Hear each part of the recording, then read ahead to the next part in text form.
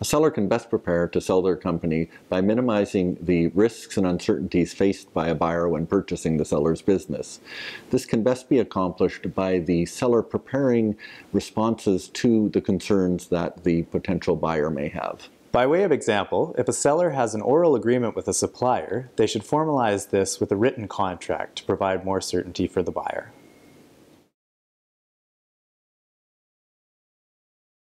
There are some key differences between an asset purchase and a share purchase. A share purchase involves buying a controlling interest in a company. Sellers usually prefer to proceed this way because all of the company's liabilities will carry over to the new owner. These might include lawsuits, tax and employment liabilities, and more. On the other hand, in an asset purchase, the buyer purchases only the property and rights that make up the business. These may be physical property and real estate, but also contracts, intellectual property, goodwill, customer lists, and the company name. To the benefit of the buyer, the seller's liabilities usually do not follow its assets. In some cases, a transaction that started as an asset purchase may change to a share purchase or vice versa. This is usually the result of due diligence investigations which may have revealed liabilities. It can also be a result of the parties determining that it may be more cost-effective to proceed in a different manner, usually as a result of there being determination that from a tax perspective it might be more efficient to do so. Representations and warranties are the facts and promises contained in a contract of purchase and sale. They also are important because they are the guarantees by the seller that the company is as they say it is. Reps and warranties can also serve to provide fleshing out of issues which may arise in the negotiation process.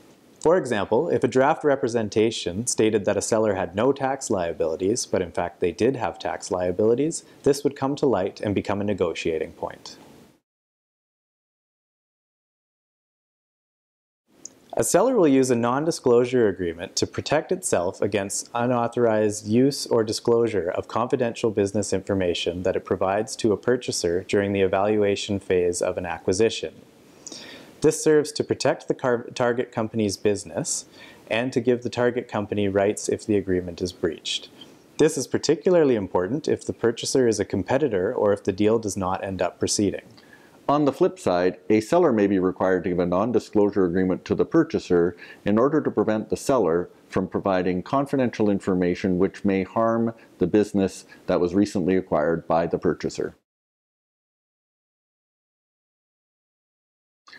What surprises clients most about buying and selling a business is usually the amount of work that is involved, be it in the form of the paperwork or the time it takes to negotiate the transaction, or the amount of time it takes to carry out the due diligence on the target company. This is why it is critical to have a good team in place.